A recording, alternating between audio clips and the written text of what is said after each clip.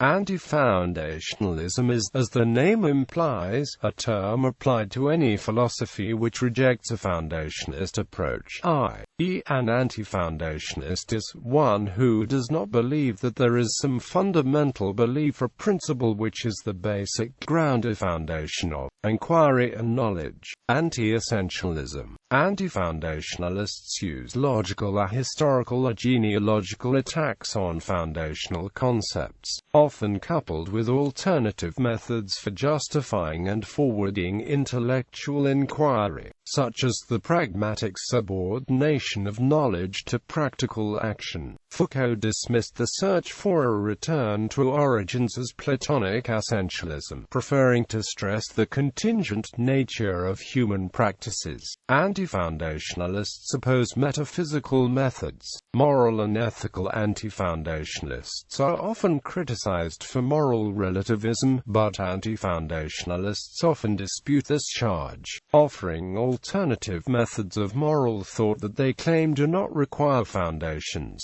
Thus, while Charles Taylor accused Foucault of having no order of human life, or way we are, or human nature, that one can appeal to in order to judge or evaluate between ways of life, Foucault nevertheless insists on the need for continuing ethical inquiry without any universal system to appeal to. Nicholas Luhmann used cybernetics to challenge the role of foundational unities and canonical certainties. Totalization and legitimation. Anti-foundationalists oppose totalizing visions of social, scientific or historical reality, considering them to lack legitimation, and preferring local narratives instead. No social totality but a multitude of local and concrete practices, not a history but at best histories. In such neo-pragmatism, there is no overall truth, merely an ongoing process of better and more fruitful methods of edification. Even our most taken-for-granted categories for social analysis, of gender, sex, race, and class, are considered by anti-essentialists like Marjorie Garber as social constructs.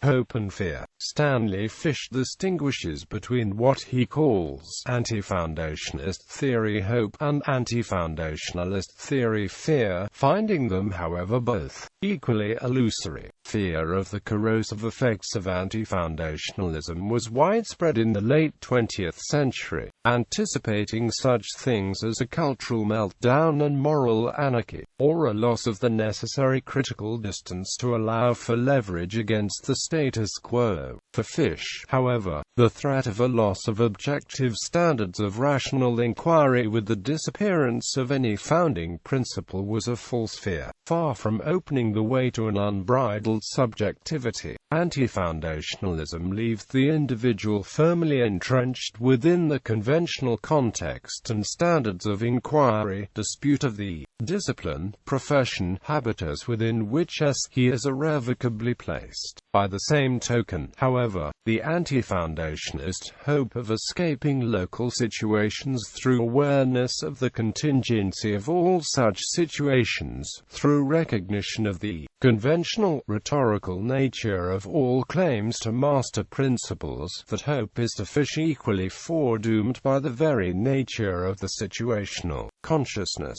the all-embracing social and intellectual context, in which every individual is separately enclosed. Fish has also noted how, in contradistinction to hopes of an emancipatory outcome from anti-foundationalism, anti-essentialist theories arguing for the absence of a transcontextual point of reference have been put to conservative and neoconservative, as well as progressive ends. Thus, for example, John Searle has offered an account of the construction of social reality fully compatible with the acceptance stance of the man who is at home in his society, the man who is chez lui in the social institutions of the society, as comfortable as the fish in the sea. Criticism. Anti-foundationalists have been criticized for attacking all general claims except their own, for offering a localizing rhetoric contradicted in practice by their own globalizing style. Edwards said condemned radical anti-foundationalism for excessive cultural relativism and overdependence on the linguistic turn at the expense of human realities. Anti-foundationalists